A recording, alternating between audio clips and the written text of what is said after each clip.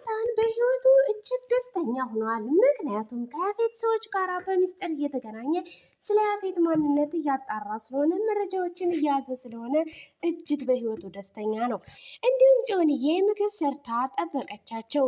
ቤቱን እጅግ ባማረና በተዋበ ነበረ። በዚህም አጋጣሚ ምግብ ቀርቦ በነበረበት ሰዓት ሉሊትም ከላይ ትመጣለች። ከላይ ስትመጣ የሰጠቻት ምግብ መድኃኒት እንደነበረውና ሉሊትም ወዲያውኑ እንደታመመች ያመለክታል። ኤፍራታዬ ከያፌት ጋራ ግንባር ለግንባር ተገጣጠሙ። ምክንያቱም እሷ አንድ ባንድ መረጃውን የያፌትን ያዘችበት። ያፌት አሁን ላይ ምንም ነገር መከታ ወይም ከጎኑ ሊሆን የቻለ ሰው ወይም መረጃ የለውም። ግን እንዲሁ በስማ በለው ናታን ሊሆን ይችላል ብሎ ጠርጥሯል። ሰላም ጤና ይስጥልኝ ውድ የተከበራችሁ የያሬድ ዩቲዩብ ቻናል ቤተሰቦች እንደምን አላችሁ? እኛለን እግዚአብሔር ይመስገን፣ ክብሩ ይስፋ ለመድኃኔዓለም። ሁላችሁም በያላችሁበት የዓለም ዳርቻ ሰላማችሁ በክርስቶስ ብዝት ትርፍርፍ ይበልልን እንደ ምድር አሸዋ እንደ ሰማይ ከዋክብት። ውድ ቤተሰቦቻችን ሐረግ ድራማ ክፍል 74 ባለፈው ሳምንት ናታን ያፌት ላይ ጥቃት እንዳደረሰበት ተመልክተን ነበረ። በአሁን ደግሞ ያፌትም ሰውነቱን እየጎተተ ወደ ቤት ለመግባት ችሏል። ወዲያውኑ እንደገባ ኤፍራታዬ ከሆነ ሰው ጋር ብቻ ስልክ ልታወራ እንደፈለገች ወይም የናታን መጥፋት አሳስቧት ይሁን እየደወለች ነበረ። እሱ ግን ራሱን መቋቋም ስላቃተው ራሱን እየጎተተ በእጁ ቢጠቅሳትም እሷ ፊቷን ስላዞረች እየተመለከተችው አልነበረም። እንደምንም ብሎ ወደ ግቢው ለመግባት ከሞከረ በኋላ ወደውኑ ነበረ ያፌት መሬት ላይ የወደቀው። መሬት ላይ ሲወርቅ ድምፅ ስትሰማ ኤፍራታ ዘወር ስትል ያፌት ወርቋል። ያፌት ያፌት ብላ እጅግ በመደንገጥና እሷ መቼም የዋህና ሩህሩህ ናትና ልታግዘው ወደደች። ባክሽ ምን ሆነህ ነው? ምን ሆነ ነው? ባክሽ ዝም ብለሽ አሁን አንሺኝ አላትና እሱም ተጎትቶ ሂዶ ሶፋው ላይ ተዘረጋ። ሶፋው ላይ በተዘረጋ ሰዓት ሂጂ ፋሻና እንትን አምጪልኝ ሊያደራርቀው አላት። እሷም እየሮጠች ሄዳ ወደ ፎቅ ልታመጣለት በወደደች ሰዓት ነበረ። ወዲያውኑ በወደቀበት ሰዓት ነበረ ከያፌት ጋር የምትደራደርበትን ትልቋና ቁልፍ የሆነውን ስልክ አቶ ገሌ የተባሉ ሰውዬ ስልክ ደውለው አንዲት ሴት እንዳዘጋጁለትና የሆነ ድርጅት ነገር ሊያቀርቡለት እንደነበረ አንድ በአንድ መረጃውን ያዘች። እሷ ግን ያፌትን ከማዳን በፊት መጀመሪያ ያስቀደመችው መረጃውን መሰብሰብ ነበረ። ምክንያቱም የእሷ ናታን ታውቃለች ምን ያህል እንደሚወዳት ምን ያህልም እንደምትወደው። የእሷ ናታን በጉጉት እየጠበቃት እንደነበረ ስለምታውቅ ከያፌት ይልቅ መረጃውን ለመሰብሰብ መጀመሪያ ቀድማ መረጃውን ስልኩን አንድ ባንድ የተላከውን መረጃ ሰብስባ ኤፍራታ እየያዘችው። ኤፍራታዬም ይህን መረጃ ከያዘች በኋላ ቆይ ይህንን መረጃ ከያዝኩ በኋላ ልረዳህም ሆነ ላግዘው እችላለሁ እያለች መረጃዋን ከያዘች በኋላ ከትንሽ ሰከንድ በኋላ ያፌትም ከወደቀበት ሰመመን ብንን ይላል። ብንን ሲል ደሜ እየፈሰሰ እያየሽው ለምን ማታግዥኝ? ለምንድነው ማትረጅኝ? አላት። ምን ላርግ ስትለው ፋሻና የቁስል ማድረቂያ ይዘሽልኝ ነይ፣ ሂጂ ውጪ። ምን ሆነህ ነው? እሱን ተይውና የምልሽን አድርጊ አላት። ኤፍራታዬም እየሮጠች ሄዳ አምጪ የተባለችውን ይዛ መጣች። ሳሎን በተቀመጡበት ሰዓት ነበረ አንድ ባንድ ምን ሆነህ ነው ስትል ከዚህማ ይልቅ እኔን ከምትጠይቅኝ እስኪ አንቺን ልጠይቅሽ አላት። እሷም በመደናገጡና ምክንያቱም ናታን ከቤት እንደሌለ ስለምታውቅ ምንም ማለት አልፈለገችም። ምን ለማለት ፈልገህ ነው አለችው። እሱም ከኔ ይልቅ አንቺ ታውቂያለሽ አላት። ይህን እየተባባሉ ግን ትሰሚያለሽ ስለ እኔ ምንነትም ሆነ ምንነት ለአንድ ሰው ትንፍሽ እንዳትናገሪ ብሎ ማስጠንቀቂያ ሰጣት። እሺ አለችው። ይህንንም ካለችው በኋላ ቁስሉን ልታሽግለት ስትል እሷ በጣም ስለፈራችና በጣም ፍራቻ ውስጥ ስለነበረች እጇ ሊታዘዝላት አልቻለም። ናታንም ያ እልሁና ያ ኃይለኝነቱ ስለነበረ ከእጇ ላይ ፋሻውንና የቁስል ማረቂያውን ተቀበለና ራሱ ማሸግ ጀመረ። እያሸገ በነበረበት ሰዓት ነበረ አንዳንድ ነገሮች አሁን መለዋወጥ ጀመሩ። ይኸውልሽ ነገርኩሽ፣ ለማንም እንዳትናገሪ አላት። ወዲያውኑ ነበረ በስልክ አጋጣሚ በተደዋወሉ ሰዓት የያፌት ያክስት ልጅ ወይም ያሳደጊው ልጅ የሆነው ለዛ ነበረ ኤፍራታ የተናገረችው። ኤፍራታ ለዛ ልጅ እንደነገረችው ከሰከንዳት ወይም ከሰዓታት በኋላ ያ ልጅም ወደ ቤት ይመጣል። አጎቴ ምን ሆነህ ነው አለው። ምን ሆንኩ አለው። እንዴ ምን አይነት ሰው ነው ግን? በጣም የሚገርም ነው። አንተን ግን ሰነፍና ፈሪ መሆንክን ስላወቀ መጥቶ አጠቃህ።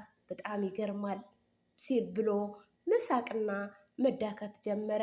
በዚህ ሰዓት ያፌት እጅግ ተናደደ። ከንፈሮቹ ተንቀጠቀጡ፣ እጆቹ ተንቀጠቀጡ። ምክንያቱም የማይደፈር አንበሳ ሲወድቅ እንደዚህ ነውና የዝንብ መጫወቻ ይሆናል ይባላል። እና ያፌትም ይሄ ነገር ሆኖበት ወደደም ጠላም ግን እውነታውን ተቀብሎ ከእውነታው መራቅ ስላልቻለ ባክህ ውጣልኝ፣ ሂድ ውጣልኝ ከዚህ አንተ ይሄንን እንድልታቅ ቻልክ አለው። እኔማ ስጠይቃት ያፌትን በጣም አሞታ ስላለችኝ ኤፍራታ ለዛ ነው የመጣሁት እንጂ ሌላ ነገር ፈልጌ አይደለም አለው። ሄድልኝ ሻሁን ውጣልኝ። እኔ እኮ ሚስት ስታገባ የተሻሻልክ መስሎኝ ነው እንጂ እንደዛ መሆንክን ባቅ ቀድሞውንም አልመጣም ነበር አለው። ይህንን ባለው ሰዓት ነበረ በጣም ተናደደ። ታውቂያለሽ ለማንም ሰው እንዳትናገሪ አላልኩሽምን አለ ሲላት፣ እሺ እኔ እኮ ስደውልልኝ አሞታል ነው እንጂ ያልኩትኝ ሌላ ነገር ያልኩት ነገር የለም ምንድን ነው የምትለኝ እያለች፣ ምክንያቱም እሷ ዋናውን ቁልፉን ትልቁን መረጃ እጇ ውስጥ ስለገባ እጅግ ትልቅ ኮንፊደንስ አላት። እሱም ቁስሎቹን ካሻሸገ በኋላ ወደ ጽዮን እንዲሁም ኤፍራታ ወደ ጽዮን ትደውላለች። ስልክ በደወለችላት ሰዓት ነበረ ስሚማ ለምንድን ነው ዝም ያልሽው? ስላሰብሽለት ነዋ በዛ የጠፋሽው ብላ ጽዮን መቆጣት ጀመረች። አይደለም ባክሽ አይደለም፣ ያፌት ተጎድቷል፣ ጉዳት ደርሶበታል። ምናልባት ከዚህ ጉዳት ጀርባ ናታኔ እንዳይሆን አለቻት። ምን ለማለት ፈልገሽ ነው ብላ ጽዮን ኤፍራታን አስደነገጠቻት። ወዲያውኑ ኤፍራታም ብልጥ ስለሆነች ሀሳቧን ቀየራ ኦኬ ብላ ቸው አለቻት። ቸው ተባብለው ከዘጉ በኋላ እንግዲህ ቤት ውስጥ የነበሩት ናታን፣ ኤፍራታ እንዲሁም ቤዚ ነበሩ። ቤዚ ልብሶቹ አለባብሳ አምራ አጊጣ ተውባ ወደ ውጭ ለመውጣት ዝንጥ ብላ ከፎቅ ወደ መሬት እየወረደች ነበረ። ከፎቅ ወደ መሬት እየወረደች በነበረበት ሰዓት ጽዮን ደግሞ ሳሎን ነበረች። እንግዲህ ኤፍራታና ቤዝዬ ስልክ ላይም ሆነ በምንም ነገር እየተገናኙ አልነበረም። እንግዲህ ናታን አምሽቶ እንደገባ ሁሉም በጭንቀት ነበሩ። ሉሊት ሳይቀር እጅግ ተጨንቃ ነበረ።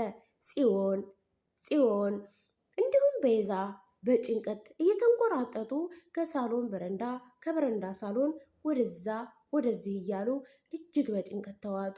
መጨረሻ ላይ በጣም ደከማቸው። ሰዓታቶች ነጎዱ፣ ሰዓቶች ሄዱ። በቃ ድክም ስልችት አላቸው። የዛን የነበረ ወዲያውኑ ቤዛ ትመጣና ሶፋ ላይ ቁጭ ብላ ገደም አለች። በዛው ገደም ባለችበት እንቅልፍ ይዟት ሄደ። ከዛም ቀጥላ ጽዮን ትንሽ ሰከንድና ደቂቃዎችን ወደዛ ወደዚህ ከተራመደች በኋላ እሷም መጣችና ከቤዛ ላይ ገደም አለች። በዛውኑ ገደም ባለች ሰዓት ነበረ እንቅልፍ በዛው ይዟት ሽልብ ያለው። ናታንም ያፌት ላይ ጥቃት ካደረሰበት በኋላ በጣም አምሽቶ ነበር የመጣው። የዛኔ ግን እሱ በጣም ብልጥ ስለሆነ ለልጆቹ ወይም ለሚስቱና ለእህቱ ኬካዊ አሳስሮላቸው በትልቅ ሰሃን ምግብ ይዞላቸው መጥቶ ሲመጣ ሁሉም ሶፋ ላይ ተደጋግፈው እንቅልፍ ይዟቸው አገኘ። ቤዝ የሚል ድምፅ አሰማ። ወዲያውኑ ብንን አለች። ምን ነው ናታን፣ ምን አረግነህ? ለምንድን ነው እንደዚህ የምታስጨንቀን? ቢያንስ እንኳን እዚህ ቦታ ነኝ አትልም? አዎ ድርጅቱ ቦታ ሁኝ እኮ አልተመቸኝም እና ለዛ ነው ቤዝዬ ብሎ ማባበል ጀመረ። ጽዮንም እንዲሁ ልትናገረው ስትል ቶሎ ብሎ አፏን አስያዛት። ወዲያውኑ ጸጥ አሉ ሁሉም። እሺ በቃ ኑ ይኸው ቴካዌ አምጥቼላችኋለሁ መብላት ትችላላችሁ እናንተ ስለዚህ አላቸው። እሺ በቃ እኔ ደግሞ ወደ ላይ ልውጣና ልብሴን ቀያይሬ ልምጣ አለ። እነሱም እሺ በቃ ቀይር፣ አንተ አትበላም እንዴ? ሁሌ ከኛ ጋር የምበላው? አይ በልቼን የመጣሁት አላቸው። እሱ ግን የሰራውን ስራ ወይም ያቀደውን እቅድ ስለሚያውቅ ምግብም ሆነ ሳሎንም ሆነ አልጋ ቤትም ሆነ ለመቀመጥ አርፎ አልቻለም። ምክንያቱም ያደረገው ስራ ስለሚታወሰው። ወዲያውኑ ወደ ፎቅ ይወጣል። ወደ ፎቅ ከወጣ በኋላ ጽዮንና ቤዚ ምግባቸውን ከተመገቡ በኋላ አንቺም ተኝን የምልተኛ ተባብለው ወደ የክላሳቸው ሄዱ። ቤዛ ወደ ፎቁ ስትወጣ ልታገኘው አልቻለችም። በጣም እንዴ ይህ ልጅ ምን ሆኗል ዛሬ? ምን ተፈጠረ? ምን አገኘው ብላ በጣም በመደናገጥም ብትሆንም ልትነግረው ባትወድም ዝም ብላ ወደዚህ ወደዛ እየተመለከተች ብታይም የለም። መጣራት ጀመረች ድምጿን ከፍ አድርጋ።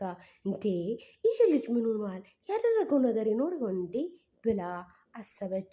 ወዲያውኑ ምን ነው ቤዝ አላት። እንዴ አንተ ልጅ እራት እንብላ ስንልክ ያለ ወትሮ እራት አልበላም አልክ፣ አሁን ደግሞ ወደ የት ነው ሄድከው አለችው። አለው እኮ አሁንም እኮ ገብቼ ልተኛ ነበረ፣ አንቺን ድምፅሽን ስሰማ ነው እንጂ ልተኛ ነበር አላት። እሺ በቃ ግን የሆነ ነገር ሆነሃል አለችው። አረ ምንም አልሆንኩም በፍጹም በጣም ደስተኛ ነኝ። ድርጅቱ ጋር ነው ሄጄ የዋልኩት። በጣም እጅግ ደስ የሚል ጊዜ ነበረ አላት። እሷ ግን ምንም ባይዋጥላት ቤዛ የሆነ ነገር ብቻ ውስጧ እየተጠራጠረና የሆነ ከስተጀርባ በኩል እሷ የማታውቀው ነገር እንዳለ እጅግ እየተሰማት ነበረ። ይህም ከሆነ በኋላ እንግዲህ ናታን ወደ መኝታ ቤቱ ይሄዳል። ቤዛም ክላሷ ላይ ትተኛለች። ከተኛች በኋላ ተኝታ ሰዓታቶች አልፈው የእንቅልፍ ሰዓቷን ጨርሳ ጠዋት ላይ ብድግ ስትል ጽዮን ደግሞ መሬት ነበረች። ጽዮን ሳሎን ተቀምጣ ነበረ። ቤዛ እጅግ ባማረ ጥቁር በጥቁር ለብሳ ግን እጅግ ባማረና በተዋበ ምክንያቱም ጥቁር ነገር ከቀይ ሰው ላይ ስለሚያምር ተውባ ተጊጣ አምራ ወደ ውጭ ለመውጣት አስባ ቦርሳዋን ይዛ ከደረጃዎቹ እግሮቿን ደስ በሚል አጣጣል እየጣጣለች ወደ ታች ወረደች። ወደ ታች በወረደችበት ሰዓት ጽዮን ቀና ስትል ቤዛን ትመለከታታለች። ቤዛም እንዴ አምሮብሻል፣ ወደ ልትሄጂ ነው አለቻት። አይ እኔ ወደ ሆነ ቦታ ደርሼ እመጣለሁ እና ይዘሽኝ አትወጭም? እሱም ስራ ብሎ ሄደ አለች። ምኑ አለች። አይ ተይው አለቻት። ስትላት በዚህን ሰዓት ነበረ ጽዮን በቃ አንቺ ከሄድሽ ቦማ እኔም ወደ ወንድሜ ልሄድ ስትላት፣ አይ ናታን እኮ የለም እኔም ከእንቅልፌ ስነሳ እኮ አላገኘሁትም አለቻት። ስትላት እናንተ ጠቅላላ ሄዳችሁ እኔ ብቻ እንደ ቤት ውስጥ የምቀረው ብላ ጽዮን እጅግ ተናደደች። ወዲያውኑ ነበረ ቤዛ ሀሳቧን በመቀየር አይዞሽ እኔ ፈጥኜ ነበረው ፈጥኜ ነው የምመጣው እንዳታስብ ያለቻት። በቃ እንዳውም እኔ ዛሬ ወደ ውጭ ወጥቼ የተለያዩ ነገሮችን ገዝቼ መጥቼ ዛሬ እጅግ ያማረና ድምቅ ያለ ምግብ ሰርቼ የማበላችሁ በጣም ቆንጆ ምግብ አለቻት። በጣም ከት ብላ ሳቀች ቤዛ። እንዴ አንቺ ለመሆኑ ግን እቃዎቹን ታውቂያቸዋለች ስትላት የዚህን ጊዜ ጽዮን እጅግ በጣም ተናደደች። ብትናደድም አይ እንደዛ ለማለት ሳይሆን ገዝተሽ ስለማታውቂ ብዬ ነው አለች። ለሱ ችግር የለውም አለች። ቤዛ ከቤት ወጣች። ቤዛ ከቤት ከወጣች በኋላ ነበረ ጽዮን ደግሞ እቃ ልትገዛ የቤት ልብሷን ለብሳ ወደ ሱቅ ትሄዳለች። ወደ ሱቅ ሄዳ የተለያዩ አትክልቶች ምግቡን ያጣፍጥልኛል ብላ ያሰበቻቸውን ኩድራዎች ወይም አትክልቶች ገዛዝታ ወደ ቤት ተመለሰች። ወደ ቤት ከተመለሰች በኋላ ነበረ ምግቦቹን አንድ ባንድ እጅግ ባማረና በተዋበ መልኩ ቆንጅዬ አድርጋ ካጣጠበች በኋላ እንዲሁም ኃይል ወይም በሀገራችን ኪቶን የሚባለውን ከጨመረች በኋላ ሁሉንም ኩድራዎች አጣጠበች። ምግብ አንድ ባንድ አልቀራትም።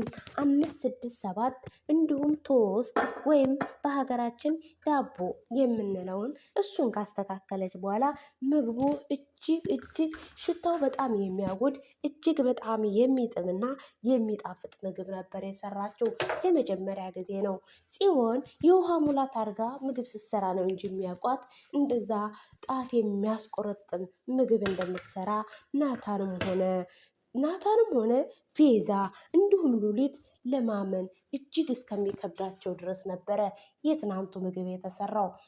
ይህም ከተሰራ በኋላ እንግዲህ ወንድሟና ቤዛ እህቷ ከፎቅ ወርደው እስከሚመጡ ድረስ ሳሎን ላይ አመጣች።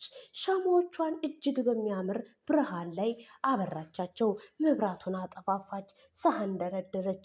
አንድ ባንድ ያን ሁሉ የሰራችውን ምግብ ጠረጴዛ ላይ ደረደረችው። ጠረጴዛ ላይ ከደረደረች በኋላ ሳህን ያመጣችው 3 ሳህን ነበረ። ሳህኑም ለናታን፣ ለቤዛ እና ለራሷ ነው። በቤት ውስጥ ግን የነበሩት 4 ሰዎች ናቸው። ሉሊት፣ ናታን፣ ቤዛ፣ ጽዮን ነበሩ። እሷ ግን እሷን ትታ ለማናደር ስላሰበች፣ ልትበቀላት ስላሰበች፣ እሷ ስለተበቀለቻት ብዙ ነገር እንዳመልጣት ስለምታቅ እሷ ያንን ነገር ማድረግና መበቀል ነበር የፈለገችው። በጣም የሚገርመው ነገር ግን በቀል እጅግ የከፋና ከባድ አደጋ እንደሚያደርስ በሰዎች ዘንድ ስንቶቻችሁ ታውቃላችሁ? ስለዚህ እሷም ይህንን ካደረገች በኋላ ምግቡ ቀርቦ በጣም በተዋበ መልኩ ናታንና ቤዚ ከፎቅ ወደ ታች መውረድ ጀመሩ። ሲወርዱ ጽዮን እርሷ እንደ በረዶ አስጥታ በጣም በሚያምር መልኩ እየሳቀችና በቆንጆ ፈገግታ ተቀበለቻቸው።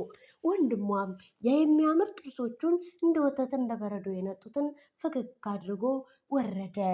እንዲሁም ቤዛም በቃ ምን ልበላችሁ፣ ቤቱ ሳቅ በሳቅ ደስታ በደስታ ሆኑ፣ በፈገግታ ተሞሉ። ይህን ምግብ ግን አንቺ ነሽ የሰራሽው ወይስ ማን ነው አሏት። እና ማን ነው ከኔ ውጭ ሌላ ሰው አለ ብላ ፈገግ እያለች ተቀበለቻቸው። ዛሬ እጅግ በጣም ደስ የሚል ቀን ነው አለቻቸው። እነሱም ያለችውን ቃል አልሰሙትም እንጂ ትልቅ መልእክት አለው አልገባቸውም እንጂ። ወዲያውኑ ከወረዱ በኋላ እዛ ጠረጴዛ ላይ ታደሙ። በታደሙበት ሰዓት ነበረ ትልቅ ፊልም ሊሰራ እንደነበረ ማስተዋል የጀመረችው ጽዮን በዚህ ሰዓት በጣም ደስተኛ ነበረች። ሊበሉ ሳህናቸውን አቀራርበው አንዳንድ ቁርጥ ይዘው ምግቡን አቀራርበው እጃቸውን ሰፍ ብለው ቀመሱት። ዋው ይህ ምግብ አንቺ ነሽ የሰራሽው ብለው ሁለቱም በመደነቅ ላይ አደነቋት። አዎ እና ሌላ ሰው አለ እንዴት ጽዮን በአንድ ቀን እንዴት የሰው ልጅ ሙያው ሊቀየር ይችላል? እኔ እኮ ልጅቷ ጽዮን ነኝ። እንደዚህ የሚሆን ሰው አለ ሲጀመር ብላ እሷም ቀብረር ብላ ነገረቻቸው። ዋው እህቴ በእውነቱ በጣም በጣም የሚጥም ምግብ ነው የሰራችው። አቀራረብሽ፣ ዲዛይኑ በጣም የተለየ ነው ብሎ ወንድሟ እንደ ወንድ አጎራረስ እጆቹን ድግ አድርጎ አበላሉ ራሱ በጣም ምግቡ እንደሚጣፍጥ ያስታውቅ ነበረ። እዚህ ሰዓት ጽዮን ግን በውስጡ ያሰበችው ነገር ሊሳካላት መሆኑን ስታስብ በጣም ደስ አላት።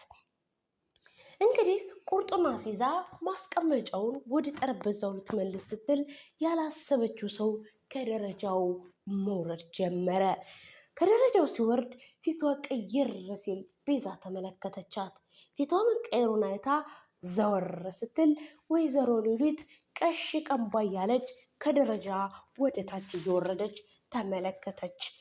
በዚህን ሰዓት ነበረ መጣችና እኔም ምግብ ልብላ መሰለኝ ብላ ቀረበች። ስትቀርብ እኔ ሳህን የለም አለች።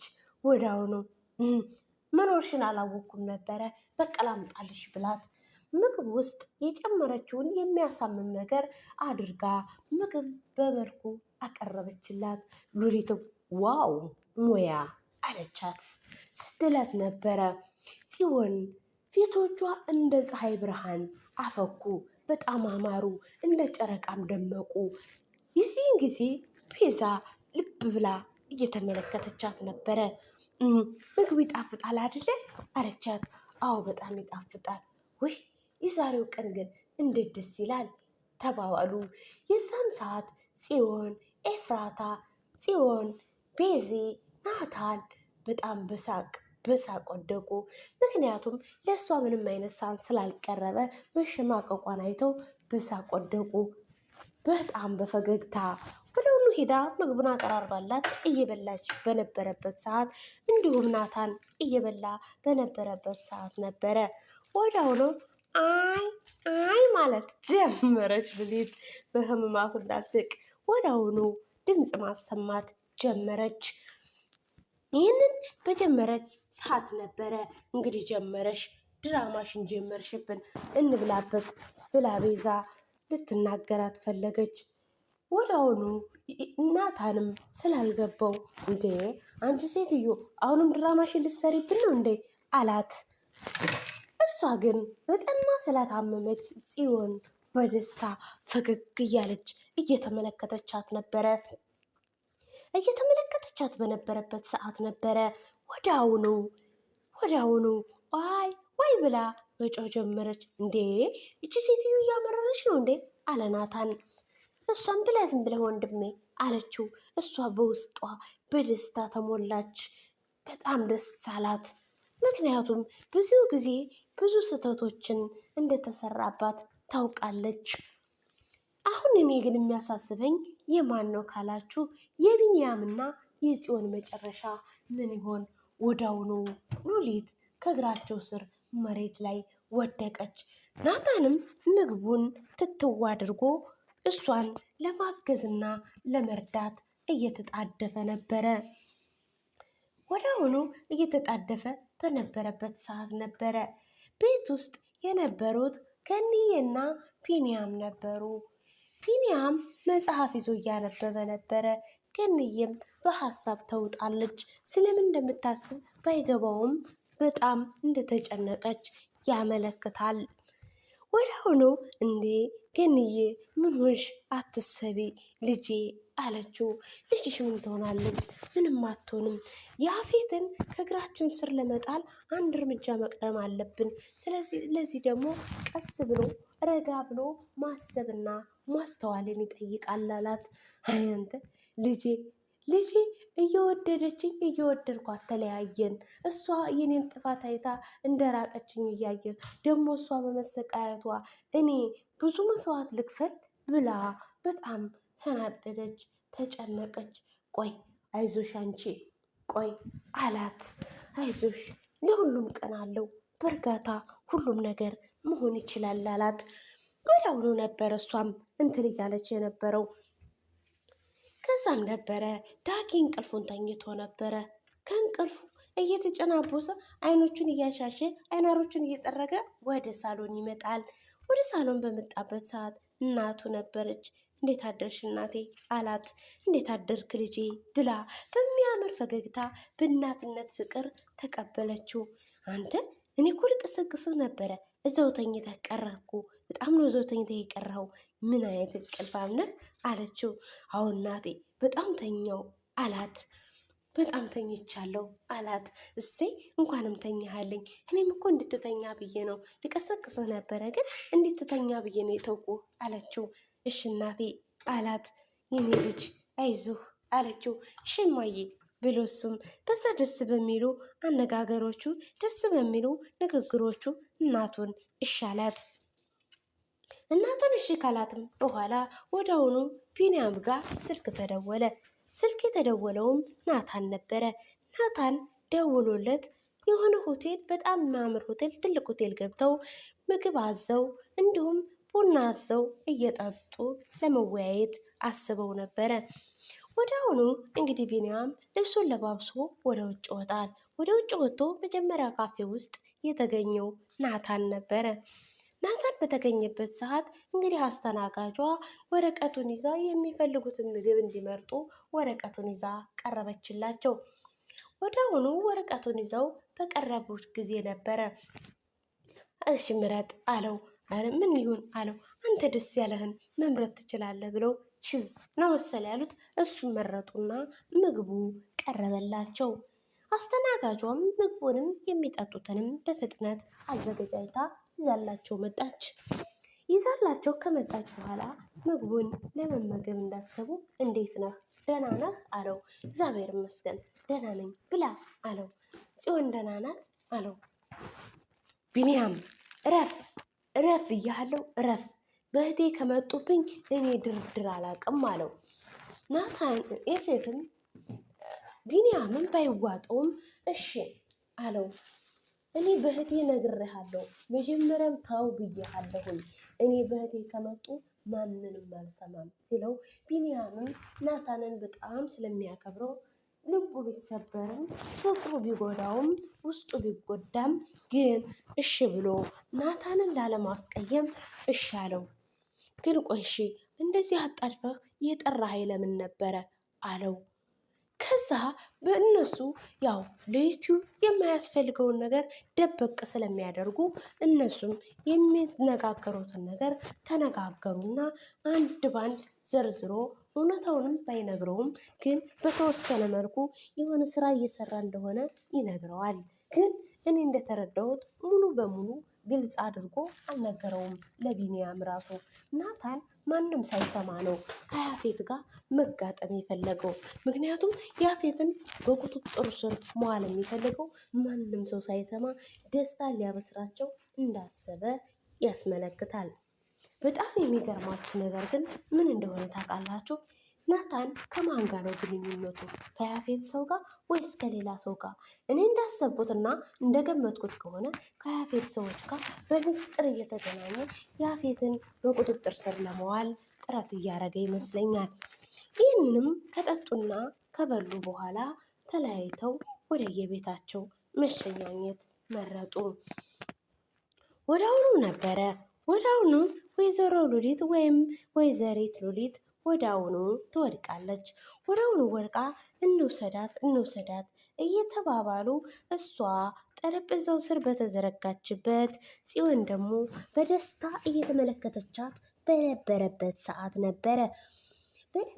ሰዓት ነበረ ድራማው እዚህ ላይ ያቆመው። ውድና የተከበራችሁ የያሬድ ዩቲዩብ ቻናል ቤተሰቦች፣ የያሬድ ዩቲዩብ ቻናል አዲስ ከሆናችሁ ቻናሉን ሰብስክራይብ፣ ቪዲዮን ላይክ በማድረግ ቤተሰብ መሆን ይችላሉ። ሐረግ ድራማ እጅግ ልብ አንጠልጣይ፣ አስተማሪ፣ ቁም ነገር አዘል ነው። ምክንያቱም የሰው ልጅ በልጅነቱ የተበደለና እንዲሁም ሲያድግ ያንን ሰው ሆኖ ወይም በልጦ መገኘትን ይፈልጋል። በነገራችን ላይ በልጅነታችሁ እጅግ ልባችሁ ከተሰበረ፣ እጅግ ከተጎዳችሁ፣ አንዳንድ ጊዜ አንዳንድ ሰዎች የድሮ ማንነታቸውን እያስታወሱ ክፉ ለመሆን ያስባሉ። አንዳንዶቹ ደግሞ የድሮ ማንነታቸውን አስታውሰው ከዛ ሰው ተሽለው ይቅርታ አድርገውለት በፍቅር መኖርን ይመርጣሉ። ግን የእናንተ ምርጫ የትኛው ነው? ፍቅር ወይስ ያንን ሰው መበቀል? በነገራችን ላይ በእግዚአብሔር ዘንድ የሰው ልጅ መበቀል እጅግ ከባድ ወንጀል ነው። ምክንያቱም ምን ማለት እንደው ታውቃላችሁ? ይቅር እንድትባሉ ይቅር ማለት አለባችሁ። እንደውም እንደኔ አመለካከት የጠሏችሁን ሰዎች አጥብቃችሁ ልትወዷቸውና ልታከብሯቸው ይገባል። ምክንያቱም እነዛ የጠሏችሁ ሰዎች፣ እነዛ እናንተን ዝቅ ያደረጓችሁ ሰዎች ዛሬ የእናንተ ከፍታ፣ የእናንተ እድገት ናቸው። እኛ ልብ ብለን ባለመመልከታችን ነው እንጂ ብዙ ጊዜ ሲያሰቃዩንና ሲበድሉን የነበሩ ሰዎች እነሱ ታች ናቸው፣ እኛ ደግሞ ከላይ ነን።